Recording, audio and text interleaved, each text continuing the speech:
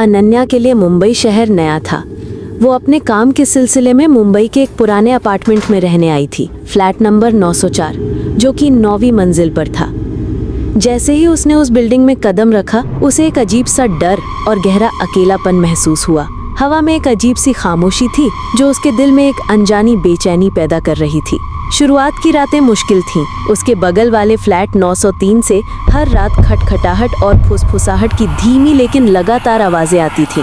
कभी लगता था जैसे कोई धीरे धीरे चल रहा है, कभी जैसे कोई फुसफुसा रहा है, और कभी कभी तो किसी के रोने की दबी हुई आवाज भी सुनाई देती थी। अनन्या ने कई बार दरवाजे पर कान लगाकर सुनने की कोशिश की, लेकिन आवाजें इतनी धीमी थी कि वो कभी ठीक से समझ नहीं पाई। एक दोपहर जब अनन्या अपनी बालकनी में खड़ी थी तो 903 का दरवाजा खुला और एक अधेड़ उम्र की महिला बाहर निकली। उन्होंने अनन्या को देखा और एक फीकी मुस्कान के साथ कहा, नमस्ते, मैं मल्होत्रा, फ्लैट 903 से। अनन्या ने राहत की सांस ली। नमस्ते, मैं अनन्या, उसने जवाब दिया। मल्होत्रा आंटी ने उसे अपने फ्लैट पर चाय पर बुलाया। अंदर का माहौल अजीब था। फ्लैट में पुरानी चीजें बिखरी पड़ी थी और हवा में एक अजीब सीलन और पुरानी यादों की गंध थी। चाय पीते हुए मल्होत्रा आंटी ने कहा, तुम 904 में रहती हो? उस फ्लैट में पहले भी एक लड़की रहती थी, बिल्कुल तुम्हारी उम्र की, वो भी अकेली थी। अनन्या ने पूछा, क्या हुआ उसे? मल्होत्रा आंटी ने एक लंबी सांस ली।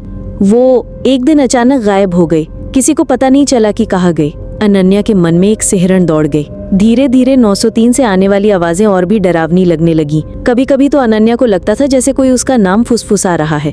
एक दिन उसने बिल्डिंग के चौकीदार से मल्होत्रा आंटी के बारे में पूछा। चौकीदार ने हैरानी से उसे देखा और कहा, मल्होत्रा आंटी? वो तो कई साल पहले उसी फ्लैट 903 में आग लगने से मर गई। वो फ्लैट तो तब से बंद पड़ा है मैडम।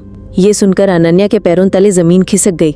उसका शरीर कांपने लगा। अगर मल्होत्रा आंटी मर चुकी हैं, तो वो कौन थी जिससे वो मिली थी, और 903 से आने वाली आवाजें किसकी थीं?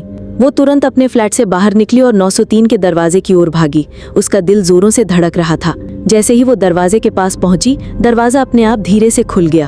अंदर से एक ठंडी हवा का झोंका आया और एक धीमी जानी पहचानी आवाज ने उसे अंदर बुलाया। अनन्या, अंदर आ जाओ। अनन्या जैसे किसी जादू के असर में आ गई थी। उसका शरीर उसका कहना नहीं मान रहा था। वो धीरे धीरे उस अंधेरे रहस्यमयी फ्लैट के अंदर चली गई। जैसे ही वो अंदर पहुंची, फ्लैट का दरवाजा एक तेज आवाज के साथ बंद हो गया। अनन्या ने पलट कर देखा तो दरवाजा बंद था और दीवार पर टंगी एक पुरानी घड़ी की सुइयां उल्टी दिशा में तेजी से घूमने लगी थी, मानो समय पीछे जा रहा हो, उस अकेलेपन की ओर जहां से कोई कभी वापस नहीं लौटा। उस रात के बाद अनन्या को फिर कभी किसी ने नहीं देखा।